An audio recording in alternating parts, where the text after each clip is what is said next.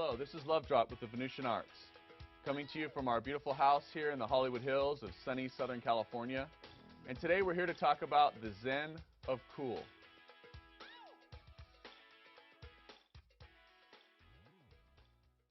I guess I originated this seminar originally by asking myself, what is cool? Because cool seems like such a vague and esoteric thing. It seems like something that you can't really put your finger on it. You can't really determine what it is. But yet, you see it all over the place around you. You can tell if someone looks cooler than someone else. You can feel it if someone seems cooler than yourself or less cool than yourself. You can sort of tell. Earlier on, when I was practicing this game, I remember I would go into the bar and I would feel sometimes like other people were cooler than me or like certain guys were cooler than I was. And over time, as my game improved, I started to feel more and more like I was cooler. You know, I would go into a bar and feel like I was the cool guy in the bar, instead of earlier on where maybe I felt like the awkward, out of place guy in the bar. So I guess my point is there's definitely something about cool that you can detect. You can definitely tell when it's there and when it's not there, or when someone seems to have it more than someone else. You can feel it, you can see it. But again, if you try and define exactly what it is, then you find yourself grasping at straws, like this vaporous air. There's no way to try and figure out exactly what it is, or so I thought. And so I started to explore the idea. I started to explore exactly what are the different aspects of being cool. What are the things that a cool person has that an uncool person doesn't have? And over time, that sort of developed into this seminar. So let's get right into it by talking about what are some of the elements of cool. One thing that we definitely noticed about the cool kids is that they tend to be the most popular kids in school. You ever notice that when you're in school, the cool kids and the popular kids, it's really the same group? There's no differentiation between the two. And so popularity is definitely one aspect of being cool. If you are the more popular kid, you are the more cool kid. But that's not all there is to it. That's just one aspect of it. I think this is very similar to value. In pickup, we talk about value. You say, well, what makes a man higher value? Well, taller is higher value. Richer is higher value. Again, better dressed is higher value. Having more social proof is higher value. And so cool is actually very, very much linked in with higher value.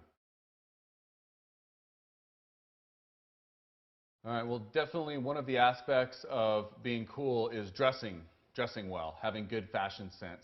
And you can definitely tell that some people seem to have better fashion sense than others, and for some reason, you just feel it. You just feel that they're cooler. They look cooler with those clothes on. Here's the problem, though, is that what looks cool to you may not look cool to an African tribesman. And what looks cool to an African tribesman may not look cool to a woman in downtown Tokyo, versus someone who's in a punk bar in Seattle versus someone who's in a high-scale club in Miami. These are all different cultures and subcultures, and the definition of what looks cool changes based on the subculture. Obviously, if I was the high-value guy in an African tribe somewhere, I would be dressed differently than the high-value guy in a Tokyo nightclub or the high-value guy in a New York lounge. So the clothes themselves don't contain the cool, right? If the outfit of a cool guy in LA was cool intrinsically, then it would work no matter where he went. He could go to any little culture and subculture and he would look cool. But what happened instead is that he suddenly looks out of place. Okay? And so the definition of what looks cool and the way that you dress changes drastically from subculture to subculture depending on where you're hanging out. So the first piece of advice I want to give you for the clothes that you wear is to adjust them based on the place that you hang out. You want to target your clothes to look cool for that subculture. Okay? So the first key piece of advice is go to the place where you like to hang out, where you're going to be picking up women. Look at the cool guys in that venue and dress more and more like them. Get a feel for what the cool guys dress like in the places where you like to hang out and start to dress more and more like them. The cool guys, by the way, are the ones with girls. They may not necessarily be the ones that you think they are. They're the ones with girls. Go into any venue, there's the guy with girls all over him. That's the cool guy. Start dressing more and more like that guy. Okay? Now, in a bar in New York versus a coffee shop in Seattle, that may be a drastically different style of dress. But whatever it is, it's appropriate for that venue. Like I said before, I can't really tell you exactly what to wear because it changes depending on what subculture that you're hanging out in. But there is one look that is basically timeless and works everywhere, and that is the man's suit. So to anyone watching this, we're going to talk a lot about experimenting with fashion and trying on different things, but the one thing you should definitely have, no matter what, is a good-looking suit. Go down and get one. I think they're like $300 at Men's Wearhouse. You can probably get some kind of deal where you get 2 of them, in fact. Go get sized up and get a suit. Okay? And the next piece of advice that I have is dress drastically different from day to day as an experiment. Okay? So maybe one day you go out dressed in a cool t-shirt or something like what I'm wearing now. Maybe another day you go out wearing a suit. Maybe another day you go out dressed all punk rockered out, like a punk rocker. Maybe another day you just wear a, t-shirt and jeans or shorts or something like that. In San Diego, we go out in shorts and sandals quite a bit, actually. So my point is experiment with different avatars. And really experiment with avatars. Try and look like the cool DJ that you saw at the club the other night. Try and look like the cool guy who looks like he owns the bar. Try and look like the cool rock star type of guy. Often on a boot camp, what I'll do is one night I'll dress sort of rock star. I'll have my jeans and my t-shirt and maybe a leather jacket. And then the next night, I'll go out in a suit. And the reason is because I want to really hit the students with the contrast. I want the students to see the difference, see the contrast between the way I look that night and the way I look that night. Because they'll notice that it feels different. And you'll notice that yourself. If you go out dressed sort of rock star one night and then go out in a suit the next night, you'll notice that you yourself feel differently. And a lot about experimenting with different clothes isn't just experimenting with the way that they make you look, but it's about experimenting with the way they make you feel. You'll feel differently with a suit on than you feel with a t-shirt and shorts. And that feeling will vibe out in the way you interact with people socially. The way that you interact with people will be different when you wear a suit versus when you wear shorts or when you wear jeans and a t-shirt or whatever you're wearing. And so that's another reason why it's so important to experiment with these different looks, because it doesn't just change the way you look, it changes the way you feel, and it also changes the way other people feel when they talk to you. If a woman's talking to a guy in a suit, it'll just seem different to her than if she's talking to a guy who looks more like a rock star type of guy. Not that it's bad to dress like a rock star, I'll dress cool, but my point is that I want you to become familiar with the difference in feeling. I want you to become familiar with the difference in the way you feel in a suit and the way people respond to you in a suit versus the way you feel maybe in a t-shirt and jeans and the way people respond to you when you're wearing a t-shirt and jeans. So you begin to get a sense of the way you dress affects the way you feel and the way that the people around you feel. Other examples are dressing like the promoter or the host, dressing like an artist, dressing like an intellectual. These are all different looks that you can experiment with. What I'm saying is experiment with different looks specifically. Try to make a strong intellectual looking look, a strong artist looking look, a strong businessman looking look, a strong rock star look. We call these avatars. The avatar includes the entire look, from the accessories down to the makeup, to the earrings, the bracelets, the shirt, the boots, and they all go together. And we call this the avatar. And Mystery especially has several different avatars. I can think of 4 or 5 completely different avatars that he wears, where he'll put together. And sometimes he'll have this sort of gothic rocker look, Marilyn Manson look, and sometimes he'll be wearing a suit. And sometimes he looks like a rock star. And he plays with this stuff. He experiments with it. And so do I. I've tried everything. I've experimented with everything. I've had my hair in every different possible way. I've had it short. I've had it long. I've shaved it bald. I've worn makeup. I've worn eyeliner. I've had my fingernails and toenails painted before. I've worn every single kind of clothes. I've had every single kind of accessories on. At one time, I'd have necklaces, bracelets, earrings, rings, thumb rings, the works. I've experimented with all this stuff. And my point is, you should too.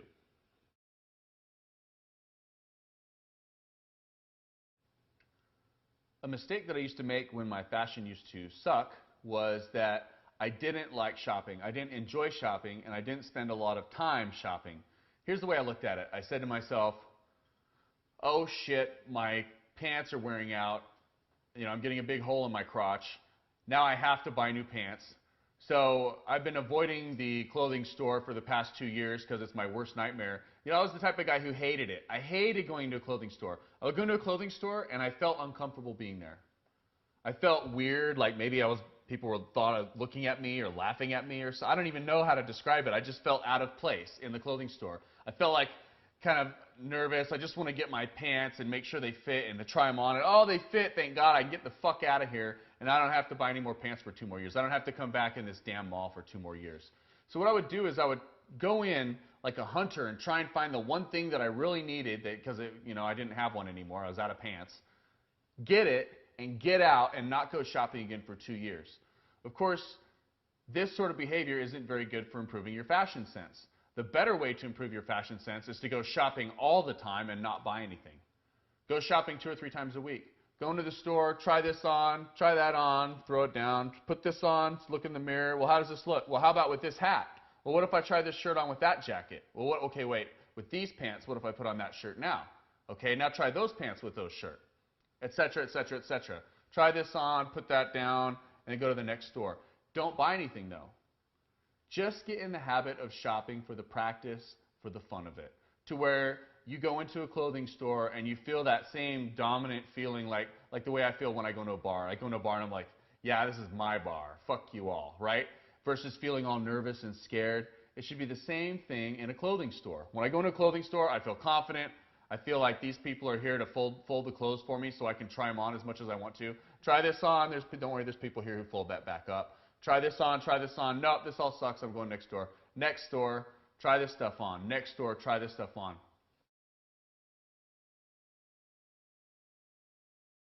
Instead of going out every 2 years and buying something that you really need, go out twice a week and don't buy anything. Maybe buy something once per paycheck, something like that. So let's say I go shopping 2 or 3 times a week. The paycheck comes twice a month. Twice a month, I'll actually buy something. I'll pick something and buy it. But the rest of the time, I'm just trying stuff on, experimenting, getting a feel for it, getting a feel for fashion. Oftentimes, the clothes that will look best on you will be the clothes that did not look good or did not appeal to you when they were on the rack. And so the best way to find out the clothes that really do look good on you is to try on the ones that you wouldn't think are going to look good. You really don't know until you try them on. And that is a key to fashion that I had to learn through practice. You'll go in the store and something looks great. And you put it on and it looks like shit. And something over there looks like shit, but I put it on and it looks great. And maybe it wouldn't look great, but with these pants it looks great, or with that jacket it works really good. One example of this, I remember I was out shopping one time and there was this jacket. It's basically cut like a sport coat, like a suit jacket. And the coloring on it was really dramatic. It had a black stripe, a thick black stripe, thick red stripe, thick black stripe, thick red stripe. It almost looked like something a circus announcer would wear. And I remember looking at that thing up on the wall and I thought, that is the most god-awful looking jacket I've ever seen. But I tried it on and it looked great. It looked really good. And that was when I learned that lesson. That was when I learned, oh, what looks bad on the wall will look good on me. And what looks good on the wall can look bad on me. So again, be in the habit of experimenting, mixing and matching different pieces, trying them on. Basically what you're trying to do in front of that mirror is you're trying to create a cool avatar. You say, okay, these jeans, this t-shirt. Okay, try on this jacket. Okay, take it off, try that jacket. Okay, take off the shirt, try it with that jacket, etc., etc. Mixing and matching, experimenting. And what's going to happen is you're going to discover things. Shopping is a process of discovery. Okay? I used to think it was about going out to find a specific thing, like, okay, I'm going out because I need pants. I'm going to go home with pants. I'm going to buy pants. Okay? Or, man, I need a shirt. I'm going to go out and get a shirt. What I discovered was when I was actually out there shopping, you never know when you're going to find something good, and you never know what it's going to be. Maybe I was out shopping for shoes, but I found a cool ring. Maybe I was out shopping for pants, and I found a cool shirt. You know, you never really know what it's going to be because it's so hard to find something that's good in the first place. If you don't have any trouble finding clothes, then you're probably wearing shitty clothes. Because even for me, I shop, say I go down and get clothes in Melrose, which is where the cool clothes are sold here in LA. I'll walk up and down Melrose all day, and it's still mostly shit. Most of it sucks, It's hard to find something good, but at least I'll find it every now and then, And so if I'm in the habit of going down to Melrose a couple times a week, you know, I never know what I'm going to find. I mean, maybe I'll find a ring, maybe I'll find a pair of shoes, okay? My advice to you is buy one thing per paycheck. Maybe once or twice a month, you're out shopping, man, this ring is really great. This shirt is really great. Buy it. Pick it up piece by piece, bit at a time. This is going to save you a lot of money. Here's what people normally do. Say they go and take a boot camp and they learn they need to get better clothes, so they rush down to Melrose and they spend $2,000. That's it, right? They go down there, they buy all this stuff that looks cool at the time, can't really tell the difference, looks cool, spend $2,000. 6 months later, I can't wear any of this shit. It all looks terrible.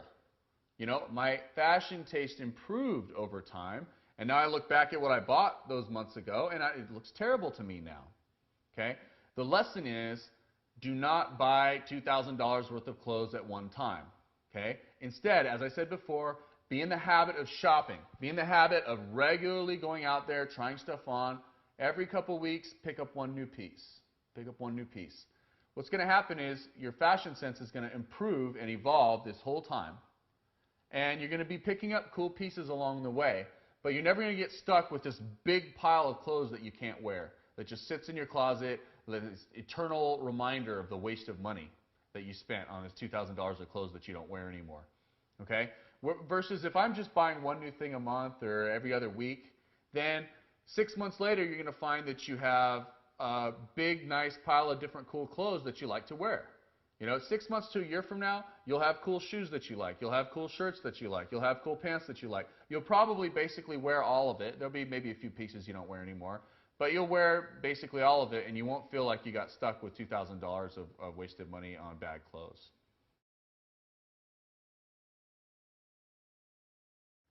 Now, a lot of people ask me what kind of stuff I wear. They think I dress cool or whatever when they see me out in the bar. Speaking of which, let me give you another piece of advice here about clothes. If you're not being complimented on your clothes regularly, then you need more clothes. What I've discovered is if you dress cool, people will make comments to you. They'll say, wow, that is a really cool jacket. What kind of pants are those? Where did you get that shirt? If I'm out, I'll most likely get at least one compliment that night on my shirt or my jacket or my shoes or whatever.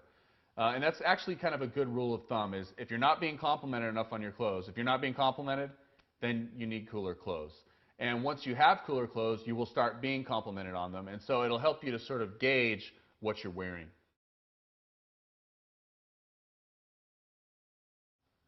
Let's talk about accessories for a second. When thinking about accessories, you can sort of draw a gradient scale. If you can imagine in your mind a gradient scale that goes from dorky to cool. So here's the dorky side of the scale, and here's more the cool sexual side of the scale, say. And how do you put an accessory on that scale? How do you gauge the relative coolness or dorkiness of any given accessory? Well, basically, you have to look at what sort of practical value that accessory has and what sort of ornamental value that accessory has. Okay? Some accessories have more or less practical value, and some accessories have more or less ornamental value. The more practical, the more dorky. The more ornamental, the more cool, more sexual. Okay? So here's some accessories that have purely practical value. A fanny pack. It's an accessory, has purely practical value, right? No ornamental value. Purely practical value. Dorky. It's on the practical side of the scale, it's dorky. Okay? Pocket protector. Pocket protector has purely practical value as an accessory. No ornamental value. So it's dorky. Okay? Now let's look at some accessories that have purely ornamental value and no practical value. Tattoo. Feather boa. Necklace. A ring. You know, again, a tattoo has zero practical value. A feather boa, zero practical value. A bracelet, zero practical value. Okay? How about a wristwatch? A wristwatch is not at the extreme end of this side of the scale or this side of the scale. It's not dorky, therefore practical. Well, it is a little practical, right? But it's not purely ornamental either, but it is a little ornamental. Like let's say I have a Rolex on. Rolex is pretty ornamental, but it's also practical. So it's kind of somewhere on the scale. It's still cool, but it's got some practical value to it. You know, it's not pure just a tattoo or something like that. It has practical value. But notice, compare a Rolex watch to a calculator watch. Okay? Notice, a calculator watch has more practical value than a Rolex, so it's more dorky than a Rolex, right? It's a scale. You can turn it up and turn it down. You can have watches that are more cool and watches that are more dorky, based on whether they're more practical or more ornamental in the way that they appear to the viewer. Make sense? So who are some of the guys that are known for dating the hottest of the hot women? Who are some of these guys that we know in popular culture for dating hot women? Dennis Rodman, Kid Rock, Dave Navarro, right? They date women like Pamela Anderson, Carmen Electra, right? Tommy Lee, there's another example. Look at guys like Dennis Rodman, Tommy Lee, Dave Navarro. What is it about these guys that looks so cool, right? Chris Angel. These guys are wearing accessories with a lot of ornamental value. They wear these feather boas, a little eyeliner under the eye, bracelets, rings, these sorts of things. They add ornamental value and thus sexualize the look, make the look more cool. Now, this isn't something that's so easy where it's a simple math formula, where I can just put on more rings and that makes me more cool. Or I can put 3 or 4 feather boas on and that makes me more sexual. Okay? You still have to keep in mind the avatar concept. The entire avatar has to fit. Peacocking is where you deliberately dress in an attention-getting way in order to cause more reactions towards you in the crowd. Okay? So, what's the purpose of this? Why would I peacock in such a way to draw a lot of attention to myself? Well, first of all, I want to point out that drawing a lot of attention to yourself is not necessarily good. It can be good if you use it as a tool, but it can also be extremely bad. Peacocking amplifies response. So whatever kind of response it is that you're getting from people, peacocking will amplify it. Let me give you an example. Let's say that I'm sitting in the corner by myself. I look kind of like a loser, okay? Now let's say I'm all peacocked out in a big clown suit, okay? Or I'm dressed, you know, whatever it is, I'm all peacocked out. Now if I'm sitting in the corner by myself, I look like even more of a loser. I look like a bigger loser than I used to look. So you took a normally dressed guy who looks a little bit like a loser sitting in the corner. Peacock him out, now he looks like a big loser sitting in the corner. In other words, all it did was amplify the response. Just because he peacocked, it didn't make him look any better. It just made him look like more of a loser. Okay? Let me give you another example. Let's say that I'm a normally dressed guy, and I'm in the bar, and I've got 2 girls, a girl on each arm. I will look fucking cool. Okay? Now let's say that I'm dressed like a rock star, and I have 2 girls on my arms. Now I look really cool. The guy who's peacocked out, again, is amplifying the response. So more people are looking at him. More people are reacting to him. So if he has girls on his arm, he's going to look cool. If he's peacocked with girls on his arm, he's going to look really cool because now that's what gets amplified. Okay? What's another purpose for wearing an attention-getting item? Well, one reason that mystery does it is to provoke reaction in the crowd. It's to, for example, to provoke the men. The men will make more AMOG type of comments, right? They'll fuck with you more. They'll say, hey, nice shirt, buddy. You know, hey, you know my jacket with the red and black stripes? I remember one time I was in the bar and this guy said, hey, nice jacket. Where'd you get that, from the circus? Right? So what did I do? I AMOG'd him, right? So the first thing is I didn't react to him. I didn't look at him and give him my power. Instead, I continued looking at the set and I just pointed at him. And I said, this guy, you can dress him up, but you can't take him anywhere. Everyone laughed at him, right? And then as soon as that happened, then he goes, oh, you're pretty cool. You're pretty cool, man. I bet. Right? He wasn't saying that before, not before I tooled him, right? But the point is the jacket, which was loud, garnered attention, causing a guy to react to me. Okay? Now what does this mean? This means that by acting like it's normal to me, like acting like I'm used to having people react to me and I can handle it, okay, the peacocking allows me to demonstrate value. It allows me to demonstrate how unreactive I am. Because by peacocking, it provokes these reactions. I act like I'm accustomed to them. It seems like I'm accustomed to having people react to me, having people respond to me like that. This is one way that mystery makes a stripper or a go-go dancer feel more like he's in her world, because she's dressed very outlandish and she gets attention all the time. People are constantly making comments at her, constantly trying to talk to her, and so now she notices that mystery has the same sort of effect. He's dressed outlandish, he's getting attention, he's used to it, he's accustomed to it. Guys make comments, but it rolls off his back. And basically, the peacocking allows him to demonstrate that he's high value, he's accustomed to people reacting to him, and that it's just normal to him. By acting like it's no big deal when people react to him, he shows his high value. He demonstrates that he's accustomed to being treated like this rock star that he is. See, the problem with an accessory that just sort of normal is that it doesn't really give someone an excuse to say something about it. If I see a girl with some amazing cool necklace on, which is very rare, by the way, that I would actually see one that I could compliment. Let's say she actually has a giant scorpion embedded in a piece of plastic or something like that, right? Then it's very easy for me to say, oh wow, that's interesting, look at that, right? But if she's just wearing a normal simple chain, I can't just come up to her out of the blue and say, wow, that chain is so cool, where'd you get that necklace? Because really, it looks like I'm just looking for an excuse to talk to her, right? The necklace isn't cool enough that I would have any plausible excuse to come up and start a conversation over it, right? And by the way, that's why it's so obvious to girls when you're hitting on them when you come up to them and tell them that they have a cool necklace on. I see this constantly. A student will be talking to a girl, and then his mind goes blank, and he's trying to think of something to say. Oh, what do I say? What do I say? Oh, that's a cool necklace. They always do it. I have so many times I've seen a guy go, that's a cool necklace. Really, he just couldn't think of what to say. And meanwhile, she's just wearing some normal chain.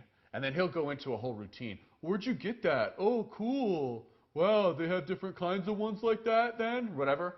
And the truth is, the necklace just isn't cool enough to justify making it a point of conversation like that. So when you wear some attention-getting item, whatever it is, whether it's a certain tie or a certain necklace or a feather boa or whatever it is that matches your outfit, it's something that it has to be a little bit above the ordinary in terms of how attention-getting it is so that it gives people an excuse to say something. So a girl has an excuse to come up and say something to you and maybe make a comment on it without looking like a tryhard. And so that a girl has an excuse to say something to her friend as you walk by. If you walk by with a normal necklace on, she's not going to turn to her friend and say, wow, look at that necklace on that guy. Or who does that guy think he is? Right? But let's say that I have something crazy on and I walk by, a girl will turn to her friend and say, did you see that? Or what was that thing he had on? Or wow, that looked cool, or whatever. Whether it's negative or positive doesn't matter that much compared to just the fact that it's getting attention and provoking a response. Better fashion conveys social intelligence. Let me give you an example. And I'm going to use an extreme example just to make the point. Let's say that you were going to a party tonight, and maybe there's some girls there that you want to meet and you want to get to know them better. Okay? Would you rub a piece of dog shit on your head before you went to that party? Like imagine just take a piece of dog shit and just rub it and smear it all over your head and all over your forehead. Okay? Well, of course not. Of course you wouldn't want to do that right before you went to a party. In fact, you probably wouldn't want to do that at any time. But especially right before a party. Why not? Because it'll make you look bad. Because other people will see it and they'll think less of you. Right? And so it seems to me that the only reason that you would do something like that is if you didn't know. If you didn't know that people were going to think less of you. You didn't know how bad it was going to make you look. Because no one would do that on purpose. Right? No one would look bad at a party on purpose. So therefore, the fact that you're doing it means you didn't know. Make sense? The same is true with bad fashion. People who haven't really studied fashion, haven't explored fashion, they don't realize how bad they look when they have bad fashion. They can't see it. They look in the mirror and it looks completely normal to them. But to someone who knows their fashion, read women know their fashion much better than almost anyone else, they look at you when you're dressed poorly and you look bad, okay? And they think themselves the same thing that is as if you had dog shit rubbed on your head, which is, one, he looks really bad right now with the way he's dressed. Two, no one would do that on purpose. No one would look bad on purpose at a party, right? So three, he must not know he looks bad. He looks bad and he doesn't realize it. There's something that other people can see that he can't. Other people can see something about how bad he looks, but he can't see that same thing. There's something that other people can see that he can't see. They have more social intelligence than he does. See, the way that you dress conveys social intelligence. Because again, you would never look bad on purpose, so if you look bad, it must be because you didn't know any better. You're lacking in some social intelligence. Okay? Social intelligence is an extremely important DHV. It's a demonstration of higher value. Women select for men with more social intelligence. And so if you walk into the room obviously having no social intelligence, which is telegraphed by the way you dress, then obviously you're going to have lower value to women.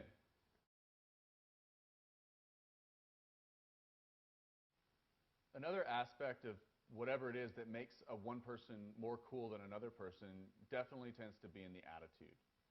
It seems like cooler people have more of a cool attitude or vibe about them that less cool people don't seem to have.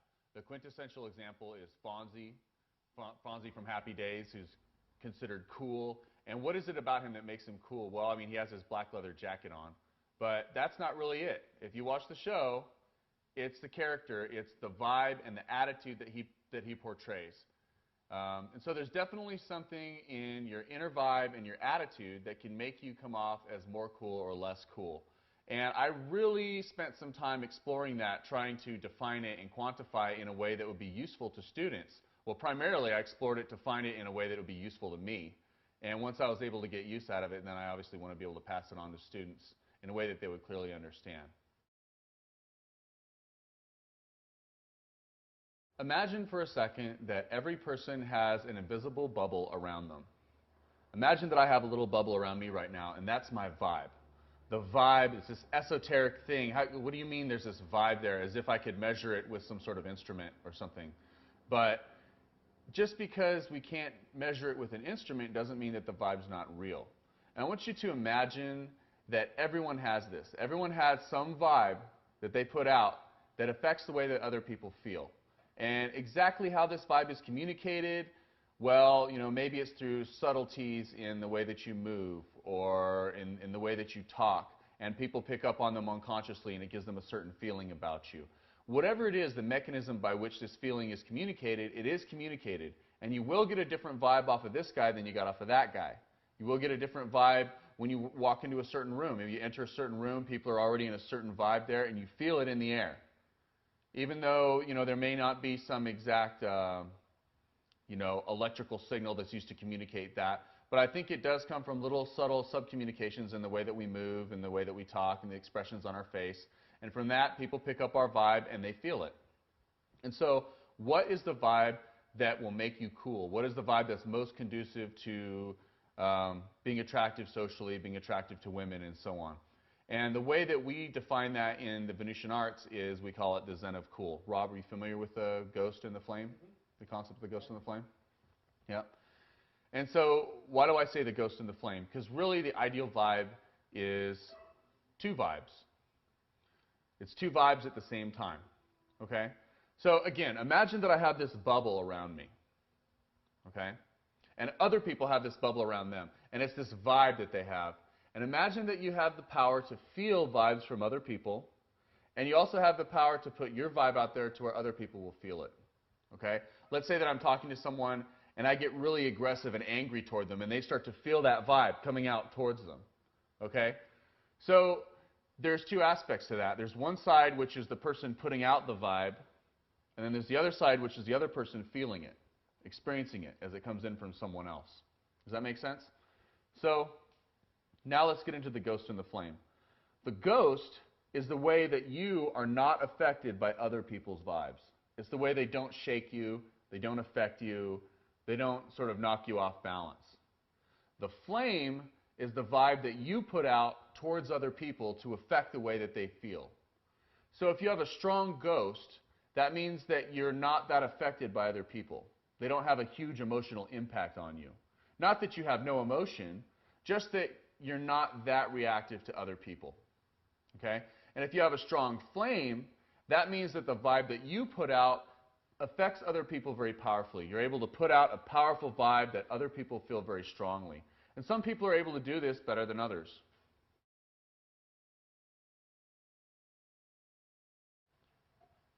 Let's say that you're walking down a dark alley and a guy jumps out and puts a gun in your face. What do you feel? Immediately, your whole body fills with this powerful feeling, this powerful reaction. Okay? Now let's say you're at a backyard party and your 5-year-old nephew jumps out with a water gun and he points it at you. Now what do you feel? Well, you basically feel nothing. Not that you have no emotion at all, like an emotionless robot. You do have some emotion, but you don't react that strongly. It's no big deal. Okay, kid put a water gun in my face. Okay?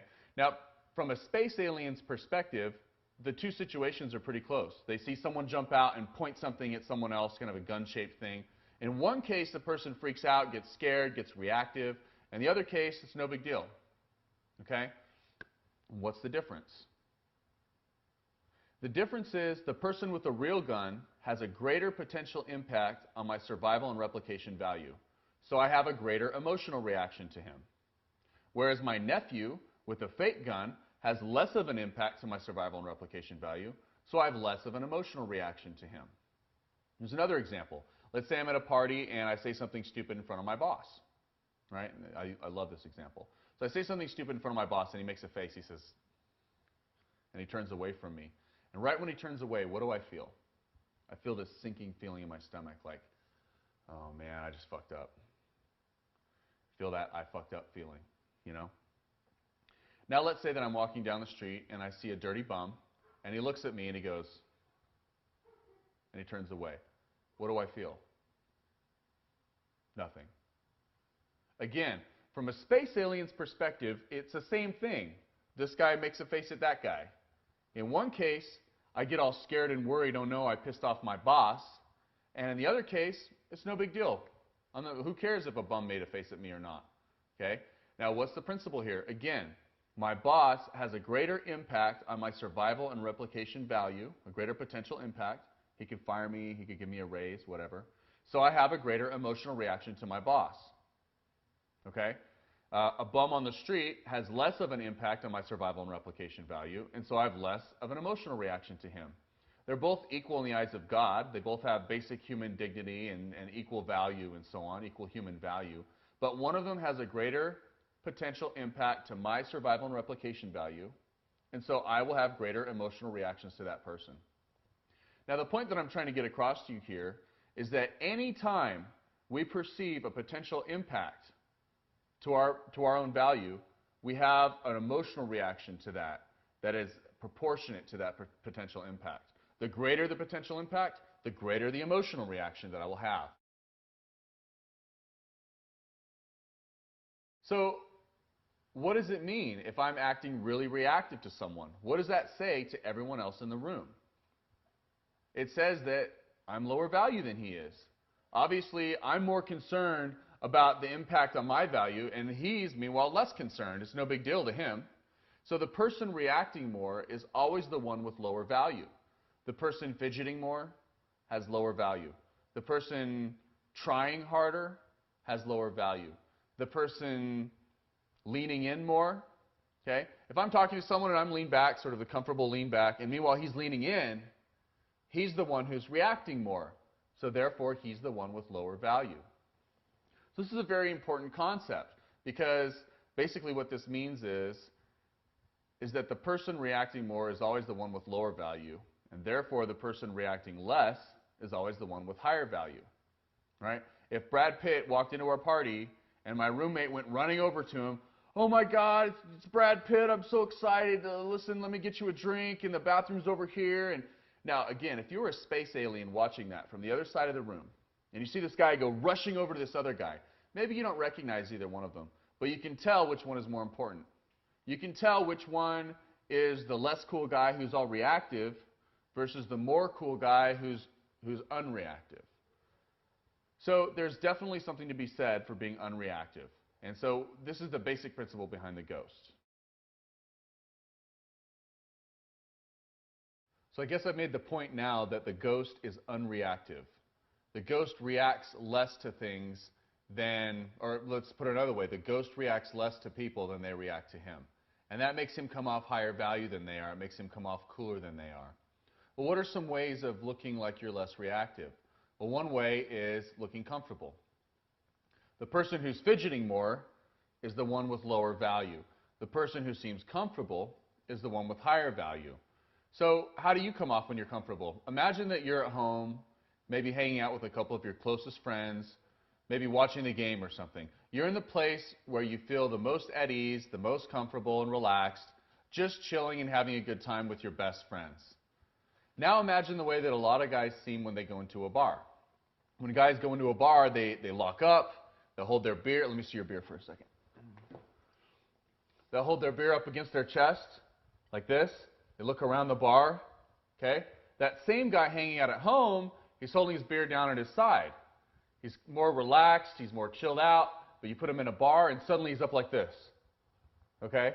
Why? He's reacting. He's having a little bit of an extra reaction, and it makes him come off less comfortable. Thanks.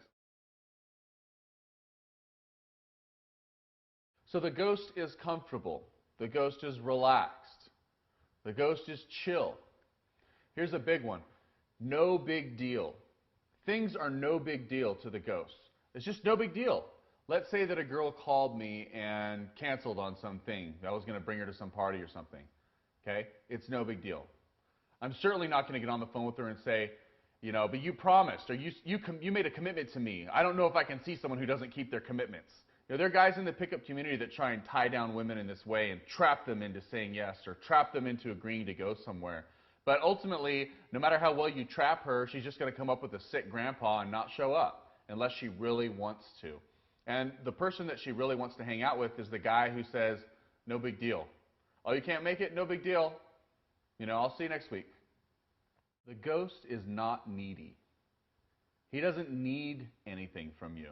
He's not trying to get something from you. He's not hovering. He's not hoping.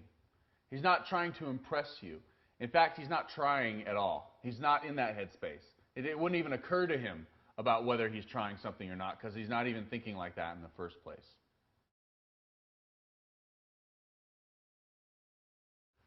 All right, now let's talk about the flame for a minute, because as cool as you are when you have the ghost, there's still something missing if you're just sitting in the corner not reacting to anyone all night.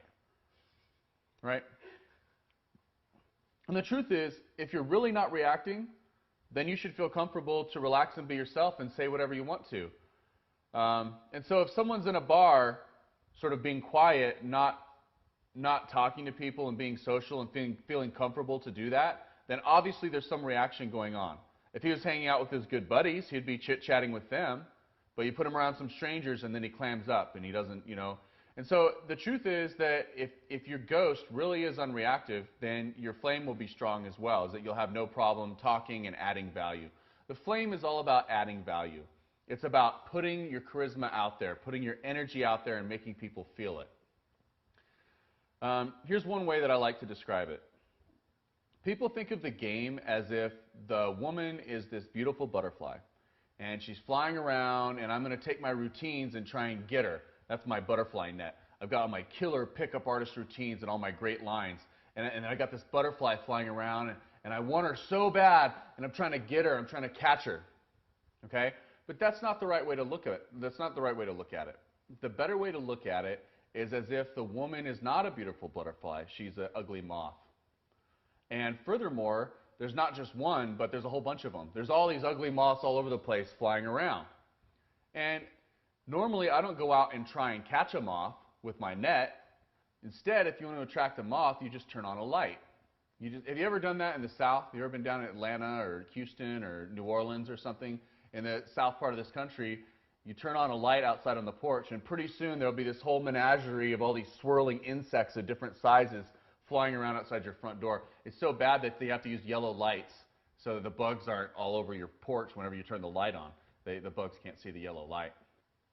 I guess my point that I'm saying is that it's not so much about going out and trying to catch the woman, but it's about shining your light so that they come in and give proximity to you. They come in and fly around you. They're already hoping and waiting to be opened by you.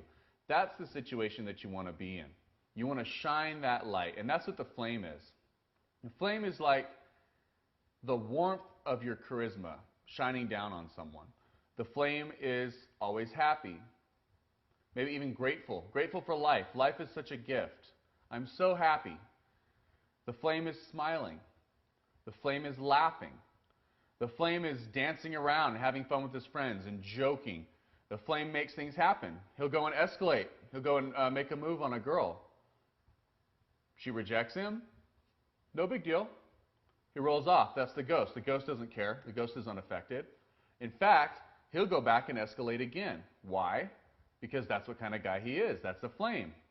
Right? I'm the kind of guy who has fun and makes things happen. And so maybe I escalate on a girl, get a little rejection, no big deal, roll off, act like I didn't even notice it. It's no big deal whatsoever. In fact, I'll go back in and escalate again. Get some more resistance, I'll roll off, no big deal. What I'm doing is I'm conditioning the girl to feel comfortable that it's okay when I escalate. Because she knows I'm going to escalate. She knows that if she rejects me, it's not going to be a big deal. I'm not going to have a problem with it. I'm not going to get upset. I'm not going to yell at her. I'm not going to sulk. I'm not going to leave and not come back.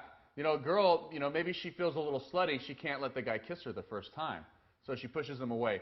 But she still likes the guy. But now he's upset and he's sulking and he leaves and he doesn't come back.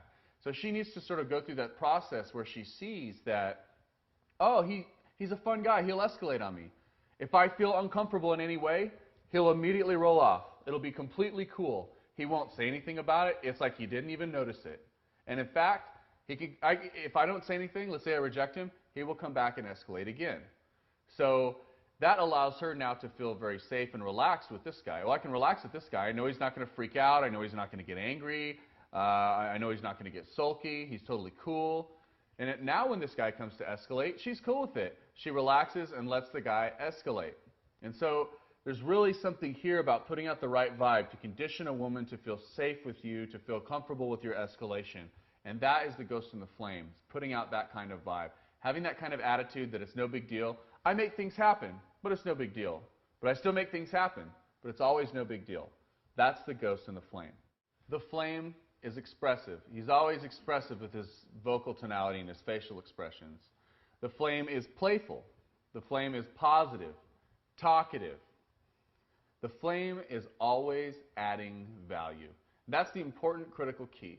If the important critical key of the ghost is that he's reacting less to people than they react to him, the important critical key to the flame is that he's always adding value. If you're chill and relaxed, no big deal, but you're always happy and smiling and having fun and adding value, making things happen, being talkative, adding jokes to the vibe, then you've got your ghost in flame. Just practice those things at the same time. You want to have both of those vibes in one. And that's basically the inner game of cool.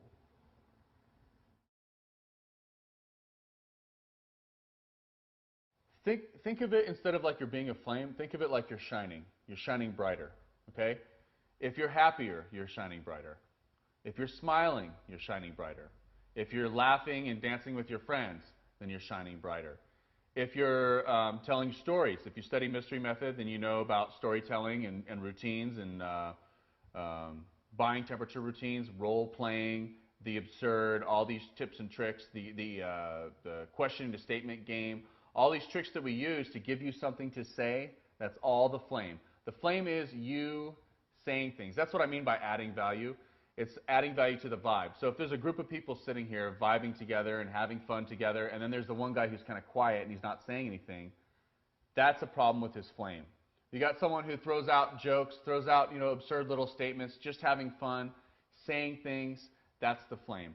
Making things happen, escalating on a girl versus just sitting there and not escalating on the girl. That's the difference. The flame is the one who's adding something to the interaction, adding fun, telling jokes, telling stories, asking questions even, involving people, versus the person who's just sitting there. You know, it's very easy to just sit there and not react to anything, but you could basically be a rock and do that.